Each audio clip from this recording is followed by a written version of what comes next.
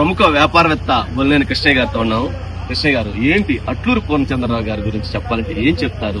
ఏంటి కూర్గులు ఆయన నిర్మించినటువంటి ఈ రిసార్ట్స్, ఈ అద్భుతమైన ప్రకృతి అందాలను చూస్తే ఏమనిపిస్తుంది మీకు? అసలు ఇటువంటి రిసార్ట్ నేను చాలా రిసార్ట్ చూశాను కానీ ఇన్ని ఫెసిలిటీస్ ఉన్నటువంటి రిసార్ట్ నేను చూడలా. ఓకే, వచ్చిన దేవాలయం పెద్ద ఇక్కడికి వచ్చి డెస్టినేషన్ మ్యారేజెస్ కావాలంటే అన్ని ఫెసిలిటీస్ ఉన్నాయి ఇక్కడ. ఓకే, ఇటువంటి ప్లేస్ లో నిజంగా మ్యారేజ్ చేసుకుంటే మాత్రం ఎంతో బ్రహ్మాండం ఉంటుంది. అటువంటి అరేంజ్మెంట్స్ అన్ని కూడా చేశారు. కానీ రూమ్స్ అన్ని కూడా చాలా చాలా బ్రహ్మాండంగా కట్టారు. రూమ్స్ మంచి వ్యూ ఉంది. అన్నిటికంటే కూడా ఈ టూరిస్టులు కావాల్సిందంటే ఫారెస్ట్ ఏరియాలో వ్యూ కనపడాలి. ఆ వ్యూ అనేది ఉంది. అసలు ఇక్కడ ఇది లేదు అది ఉంది అని చెప్పలేము, అన్ని ఉన్నాయి. అట్లూరు పూర్ణచంద్రరావు గారి గురించి ఏం చెప్తాం? అట్లూరు పూర్ణచంద్రరావు గారు